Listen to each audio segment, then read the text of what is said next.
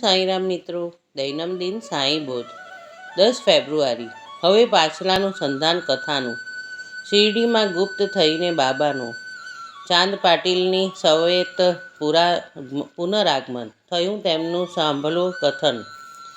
ચાંદ પાટીલ રસ્તેથી પાછા જઈ રહ્યા હતા ત્યારે આંબાના ઝાડ નીચે બેઠેલા ફકીરે તેને ખૂબ બૂમ મારી બોલાવ્યા અને કહ્યું, આવ આવ, જરા વૃક્ષના છાંયડે થોડીવાર બેસ અને ચીલમ પીને આગળ જા. ચાંદ પાટીલના ખભા પરનું ઘોડાનું જીન જોઈ ફકીરે તેને પૂછ્યું, આ જીન શા માટે? તેથી પાટીલે કહ્યું, મારી ઘોડી ખોવાઈ ગઈ છે. ત્યારે ફકીર બોલ્યા, જા પેલા નાળાની બાજુમાં શોધી લે. શું આશ્ચર્ય છે? ચાંદ પાટીલે તેની ઘોડી તે નાળાના નજીક મળતા જ ખૂબ આશ્ચર્યચકિત થઈ ગયો. તે ફકીરના રૂપમાં તેણે ઓલ્યા મળ્યો છે એવું તેને લાગ્યું. તેને માનવા ચાંદ પાટીલ મન તૈયાર ન હતું. ઘોડીને લઈ ચાંદ પાટીલ આંબાના ઝાડ નીચે બેઠેલા ફકીર પાસે ગયો. ફકીરે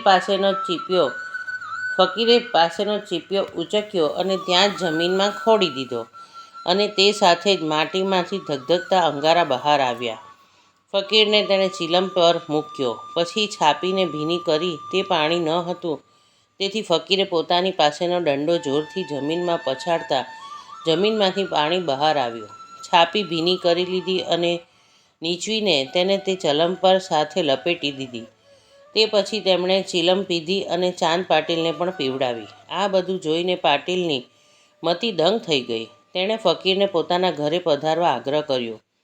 તે ફકીરે તેના પર આગ્રહ માન્ય કર્યું.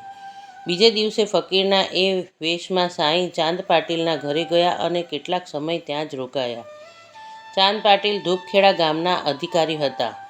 તેમની પત્નીના ભાણાના લગ્ન નક્કી થયા હતા. કન્યા શિરડી ગામની હતી.